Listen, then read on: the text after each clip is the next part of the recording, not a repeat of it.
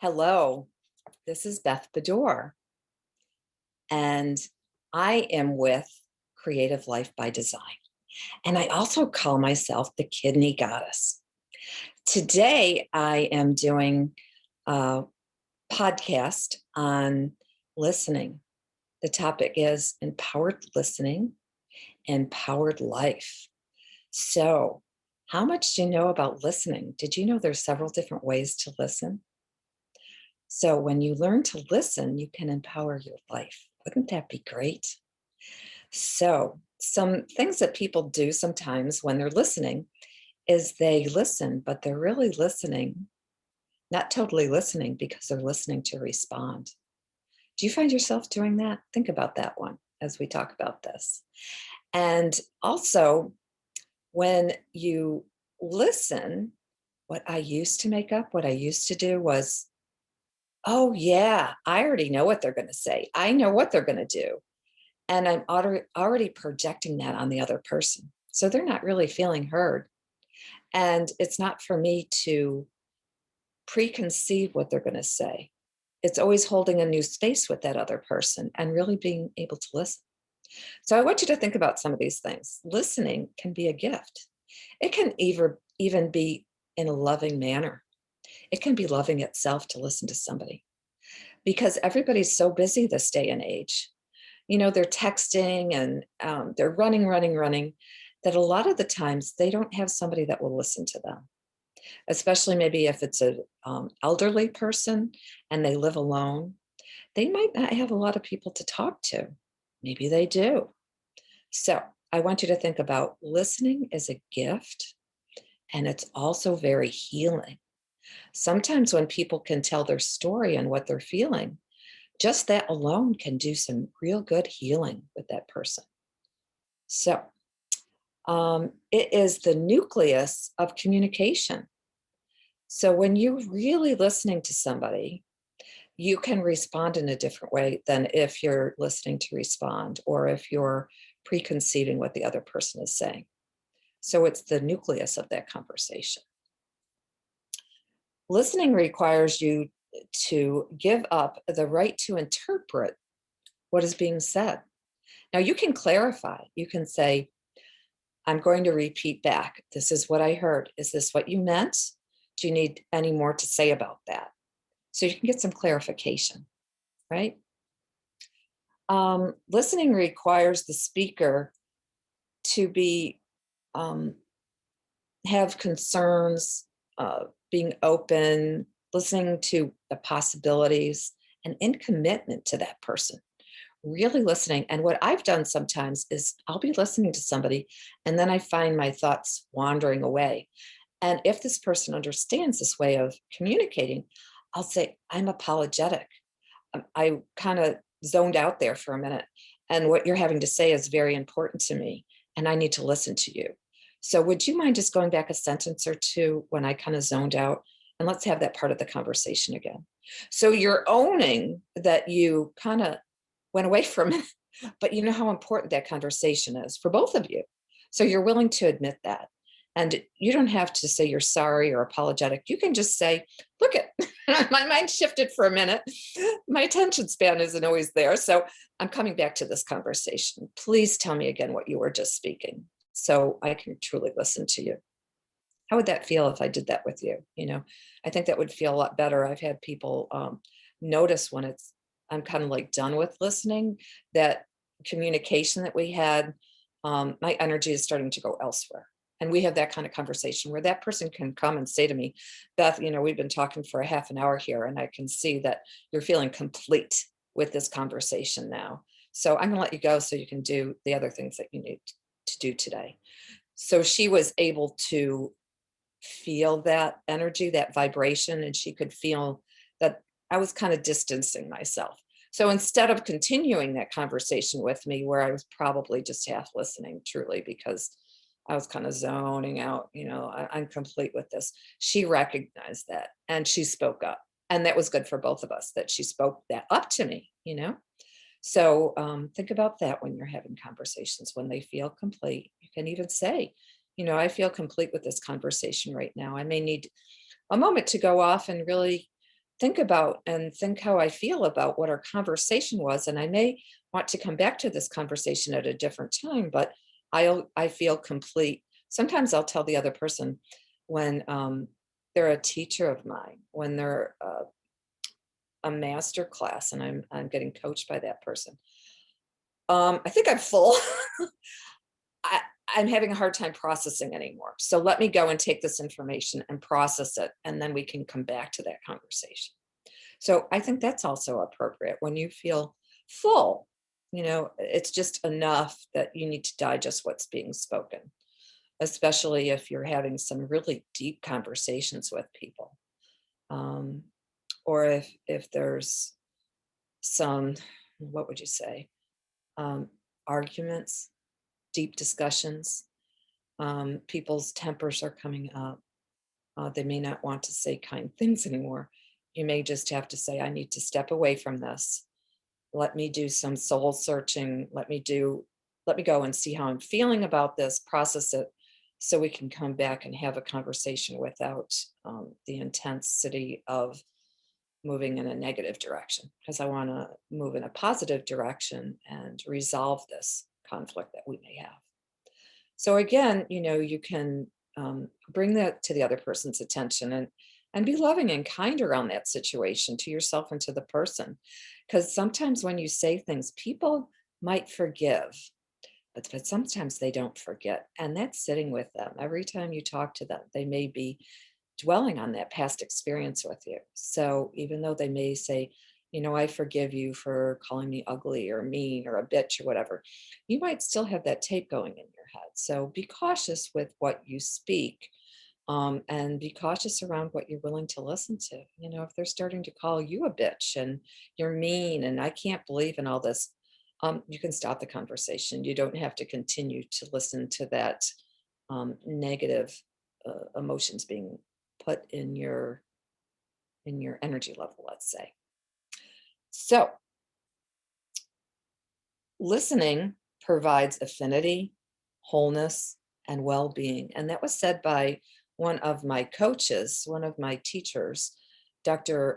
Carol McCall, and she wrote a book around listening. And she taught me a whole bunch about listening way back when. And that started me on one of my journeys of really rediscovering of who I was. And I had put myself, I always say, on the shelf when I was a wife, newly married, starting the family, having some kids. I put myself on a shelf, and I wasn't really taking care of me. I was trying to take care of everybody, and it was going so fast that I put myself up on a shelf, and I wanted to take that box down because it was put in a dark place in the corner in the shelf in the back in the dark, kind of like what Whip. No, I said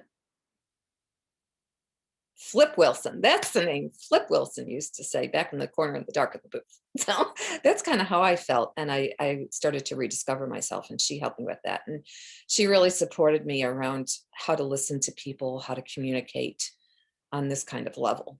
So if you ever want to go out and see what she's all about, I'm not even sure if she's around anymore. She was she had a lot of wisdom, let's say, rather than more mature or older woman. Yeah. So she was in that realm when I was going, and that was, God, 20 years ago, something like that. But I'm quite sure she still has her information out. So, with that being said, there are tools to listening. Yes, there are tools to it. So, being heard, being recognized, complete exchange of conversation, it requires stillness of the listener and clarity by the speaker.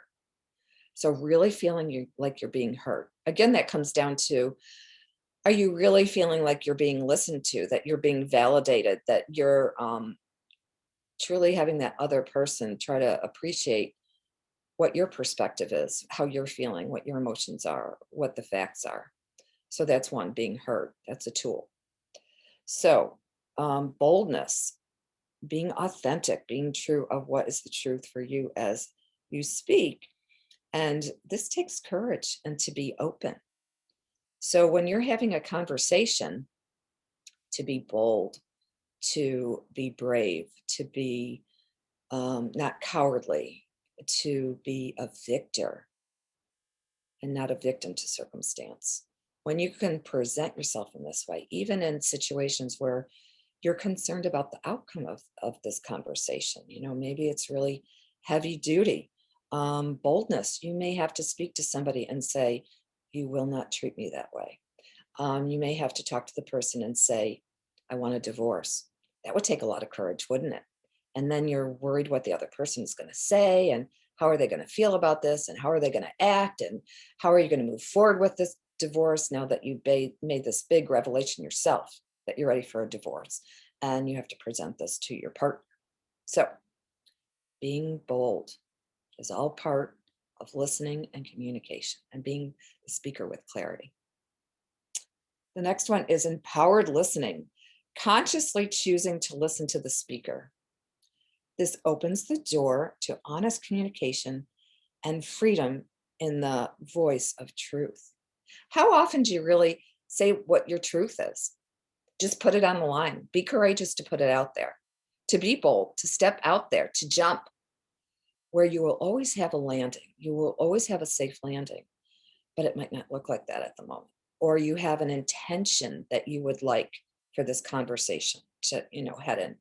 But being open to listening to what the other person has to say of what you spoke, what your truth is.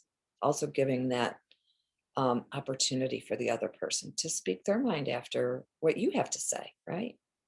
You just can't say, I want a divorce, and then not expect the other person to say anything at all. Just kind of look at you. I don't think too many people are going to do that. Maybe so. I don't know. So brevity. And brevity is super important if you need to get your message across in summary. Brevity is important when you're talking to some people who always want the bottom line. So brevity would be like your partner comes to you or your friend comes to you and they say, where do you want to go for dinner, honey? And you go, I want to go to da da da da da, right? Applebee's or whatever it is. And sometimes, especially women, love to go on to have the full experience of where they want to go and why they want to go there. So your partner might come to you, or a friend might come to you and say, where do you want to go to dinner? Well, let me think about that. I got up, I only had coffee for breakfast. So I really had a late lunch, and I had a big salad at a late lunch. So I think I really need to go, or I want to go someplace. I just desire, I'm really hungry now. So I want to go get a big steak. Where should we go for a big steak? We've been to a couple of places. Help me remember which one we really liked. So there's this whole conversation when all that person said was, where do you want to go? So maybe the other person's okay with all this fluffy stuff to get to the bottom line. And I know with my husband and I, he wanted the bottom line. I knew he wanted the bottom line. So it was better for me to say, let's go to Applebee's, rather than giving him that whole story of how my day went and why I want to go and get what I want to eat, and help me figure out where this place is. He didn't want all that crap. He wanted brevity. So I learned that about our conversation. And sometimes that was tough for me because I wanted to give more information. I knew his style was get to the bottom line. So think about that when you're talking to people. Acknowledgement. It's a style of speaking, giving recognition to the speaker and gives power and energy to the speaker. Have you ever thought of holding that space and that energy for the speaker? What about that one? That empowers the other person, doesn't it? It gives them the power to really say what they feel like they need, want to, desire to say, to speak their truth. When you empower and acknowledge the other person. If you don't acknowledge them, you're really not listening, right? You're not responding to what they're saying. You're interrupting what they're saying.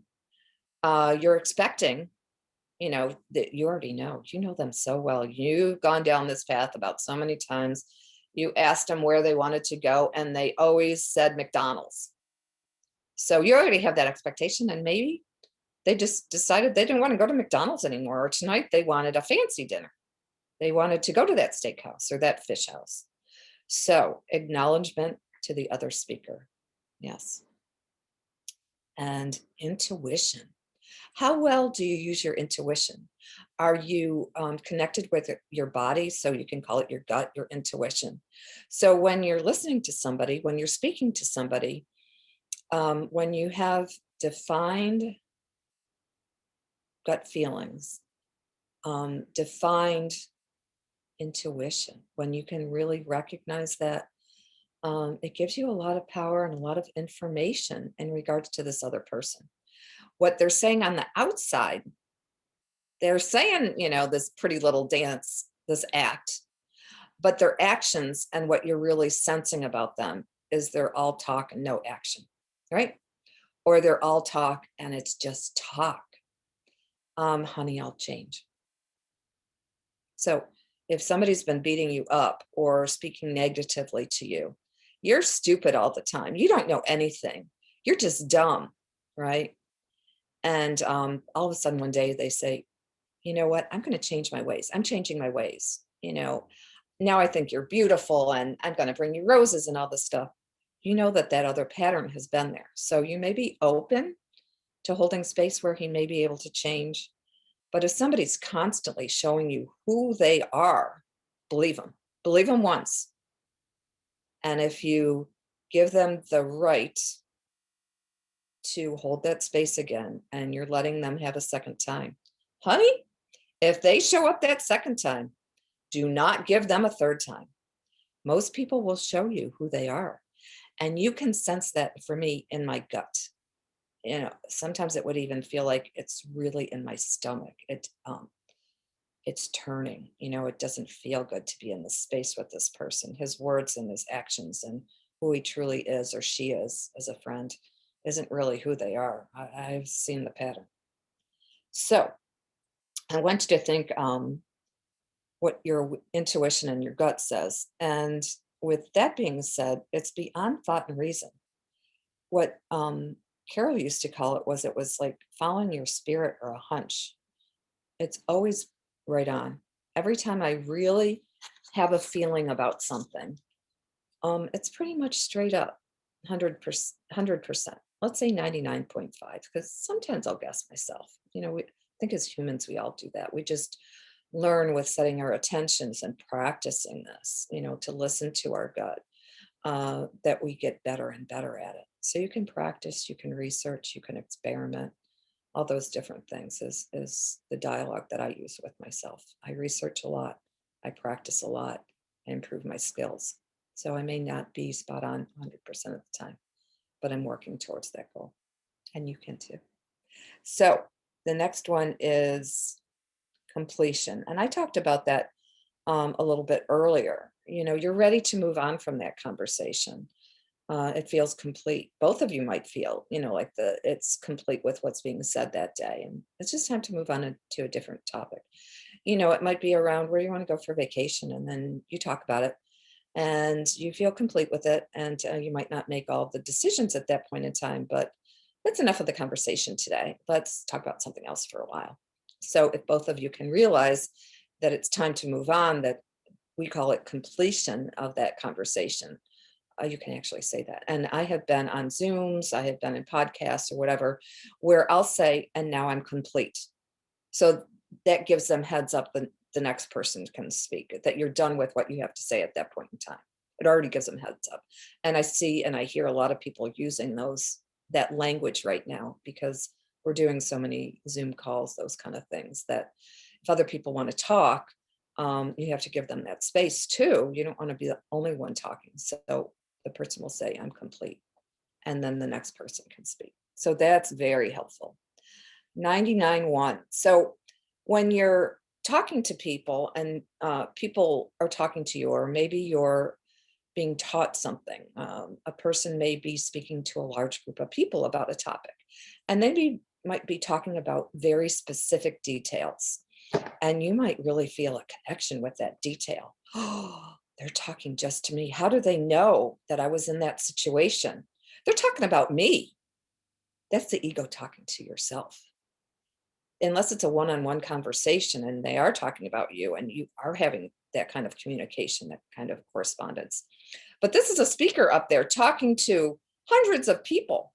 So it's a situation that you might identify with, but he hasn't looked over to you and go, oh, this is going to be said for that one person that's sitting in the back on the left-hand side in that really comfortable chair over there, or that wheelchair over there, kind of in front, whatever the situation is. They're not doing that. That's your ego saying, oh, this is all about me. Of course, this is about me. Most of the time, it's not. And when they're saying different things, most of the time it has more to do with them and their experiences more than it has to do with you. So, contemplate that one when you feel that connection. Are you saying to yourself, oh, they're talking specifically about my situation, about me? And then, oh, aren't I wonderful that they picked out me out of the audience to talk to? Now, I'm not saying if they reach out to you and say, Joan, this one is for you specifically. I'm a psychic and I'm reading you, and I'd like to share that with you. Then it would be a one-on-one conversation in this whole big room. And I'm not speaking to that. So can you understand when I clarify that, what that means? I hope so.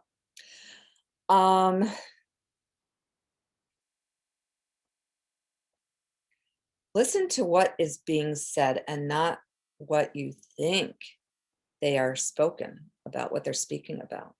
And again, you can use the tool of clarity with that one. You can ask them, this is what I heard. Is this what you meant? Can you tell me more about that topic, or more about how you're feeling, or more about what you're thinking? Use, clarity when you're speaking with that person, when you're having a conversation. And coach action. It's stopping the drama. How many times have you spoken to somebody and they go into this big song and dance about drama? And it might be almost gossipy, where they're talking about Susie Q and she's getting a divorce, and oh, her husband is out there and he's cheating on her, honey. And this is and it is ugly. That's drama. That's gossip. I don't need to hear that about somebody else. If I want to know about that other person, I will go to that person and I will talk to them about what's going on with them right now. But I'm not going to have that gossip with you. I'm not going to go through drama. And if I hear you going down that cycle, I have a friend that likes to talk about politics all the time and always says, I'm a Democrat or I'm a liberal or something like that. And she is more the Trump frame of mind. So she'll go in and she'll talk all about this. And I'll kind of guide her to a different conversation. I'll say, well, tell me more about your kids. How are they doing? Or what is your husband doing right now? Is he still doing his business? I try to lead her in a different direction rather than to continue to listen to that. And I'm not saying it's drama, but when I talk to my friends, I really most of the time want to talk about them, their friends, not their friend, well, kind of in a long, right, but their family, their kids, their friends, what they're doing, having some really deep conversations. And I'm not one for too much political talk, so I'll be able to listen to it for a little bit. But I really want to know what's going on specifically with them. So I'll have to kind of lead them in a different direction. So think about a time where there was a lot of drama going on and you weren't getting any positive things out of all the drama. It was all negative. And you decided you just didn't want to listen to that anymore. That you're okay with your friends venting, that kind of thing. But when it's drama all the time, you may have to figure out how to stop that if you don't want to hear it all the time. And that's up to you what you want to listen to. When somebody talks about drama all the time, I like to start looking about, I will listen to you if you need to vent. However, I would really like to work towards, resolving some of that conflict that you're going through, or those kind of things. Like I want something positive to come out of it rather than, today it rained and it was really nasty and I didn't feel like going to dialysis. And no, I want to hear, it's a good day. Let's talk about what's positive about the day. And I'll listen to you to vent for a little while, but let's go in a different direction. Sometimes that just needs to be said. So you stop the drama, being effective and efficient in the conversation, and also being flexible. So to some extent, you have to be willing to be flexible around stopping the drama. Now, there's gender differences in communication, and it can be male oriented and female oriented, or what I'm learning more and more, it can be around um, having um, femininity and masculinity in the energies of the conversation, just not me showing up as a female and having specific conversations. I could use my male energy, that side of me, to have specific conversations. So if I'm buying a truck, let's say, can you see me in a truck? Let's say a Subaru. I always go to Subaru. So when I'm buying a Subaru, I want that masculine approach. You know, how much is it? How much will you give me for trade? What are you going to provide for me as add-ons? Very specific, very male energy feeling. So I want you to think about that. So this is a roundabout.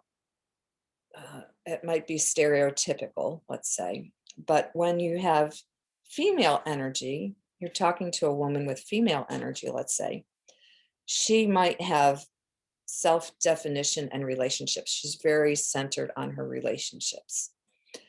She wants her basic needs met, like being heard, being understood, being respected when she's having a conversation with you. She might have socialized qualities of her feelings that she wants to express, her emotions. A lot of women want to talk about their feelings and emotions and not always about the facts of something. Like I said, this is generalization. It's not everybody.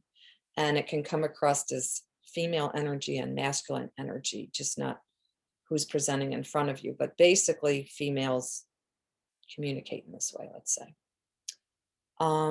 They like to mentor. They like to help people learn things, be in that mode.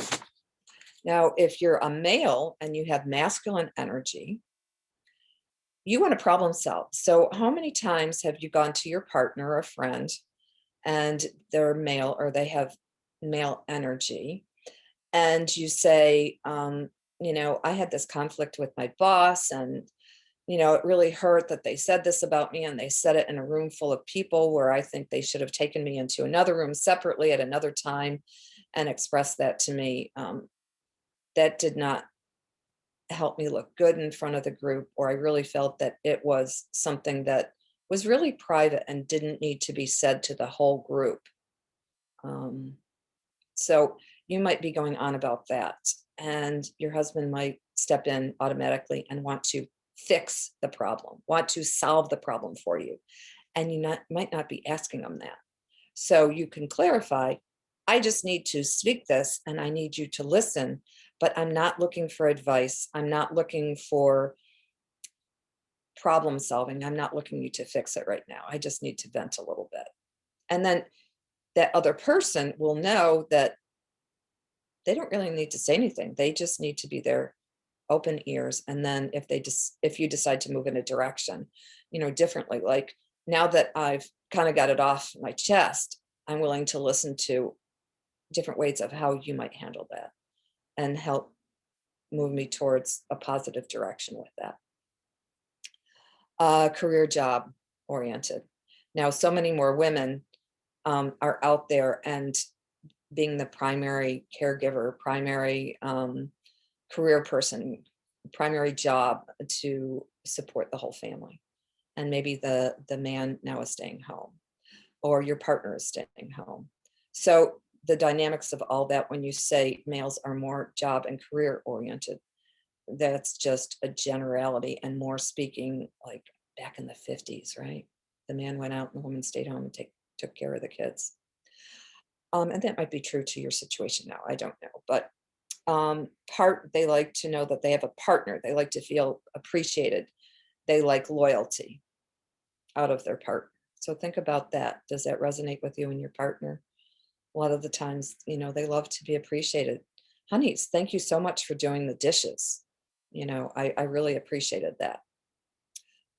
They like to perform, provide, and play. Like they like to go out and do their golf or whatever that is for them, that play. They might like to sit and watch football games, and that's a sense of play to them. Women like to play also, but with how we're speaking about this today, that the masculine usually likes that outlet of having some playtime after they've worked so hard during the week. So think about those things when you're speaking to somebody, and what resonates with them and what resonates to you. And is it female presenting you with female energy at that point in time and how she speaks, or is she talking on a more masculine level and it's more energetic that we're talking about? So think about that.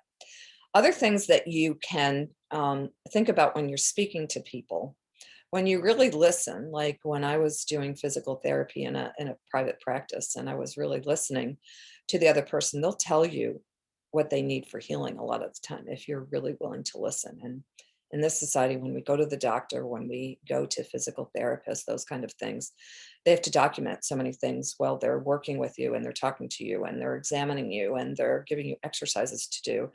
And they're given sometimes a very short time with you in a clinic situation when you go to the doctors. Insurance may say, you have to be this much productive when you're dealing with a clientele.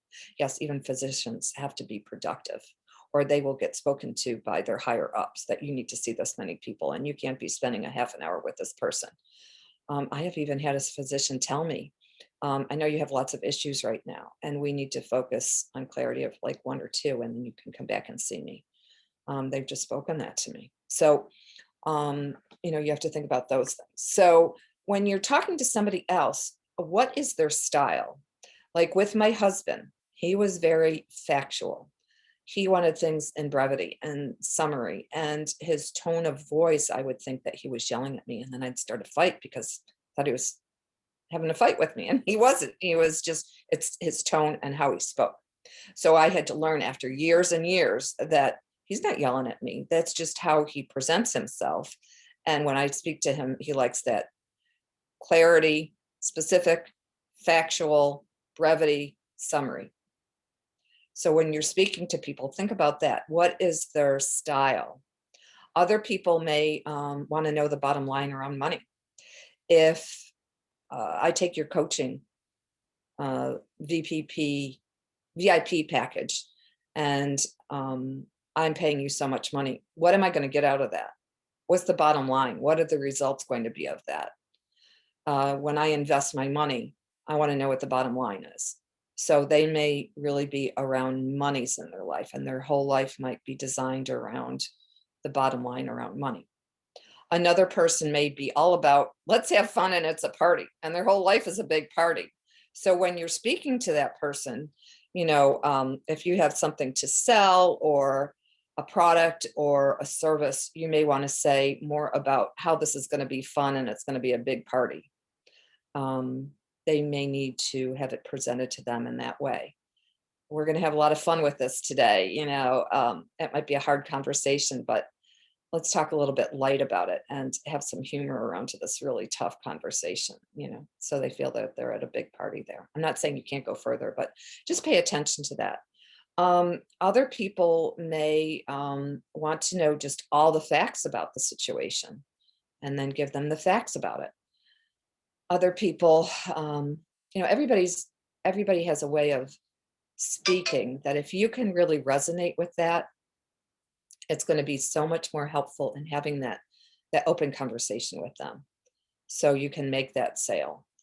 So you can provide them with information that they need. So you can have a better relationship with them, a better communication with them, because you're speaking to them on the level in their communication style that's going to help you to communicate with clarity.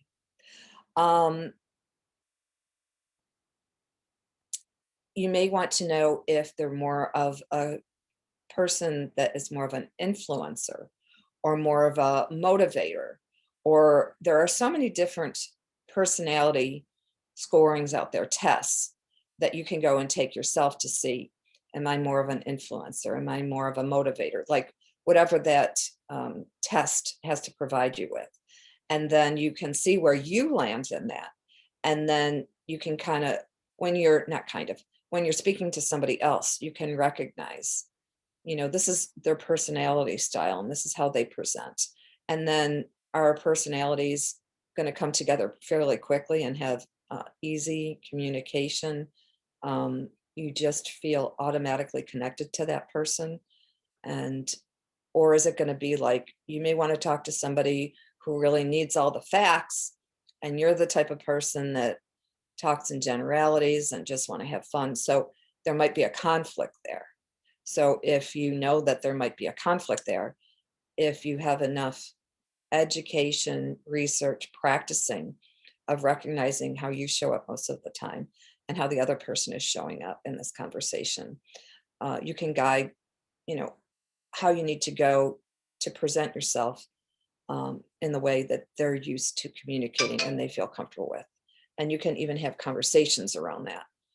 Um, so I want you to think about that when you're having conversations, when you're listening to somebody. What are the tools that you're using when you're listening to that person? Are you really opening up the space so they really feel heard? And what type of style are they? What's their personality like? How do they like to communicate? So you can have that better understanding, and you can guide how you're going to approach those conversations, what your style is going to be to meet them where they're at, let's say. So I hope all of that is helpful to you when you have conversations, when you want to make sales, when you're having conflict and being able to say, I'm complete with this, or go in a different direction, however you want to manage that. And if you would like some more support around that, you can find me at my website at thecreativelifebydesign.com. And there's several other ways you can find me too. You can email me at beth@thecreativelifebydesign.com. And you can even call me if you want to, or send me a text if that's your mode of communication. You can start there. And that number is 704-218-9885. So this is probably around 7:40 p.m. Eastern Standard Time. And I hope everybody's having a good day if they're out like in California and hearing this, or if they're in my time zone here on the eastern side of the universe, let's say, and it's coming towards the end of the evening. You're maybe going to prepare to feed the family or to go to bed or whatnot. I hope this information has been helpful to you. And please reach out to me if I can be of any service to you with my different coaching and the different coaching practices, tools that I have out there. So have a good night, everybody, and I'll see you next time. Take care.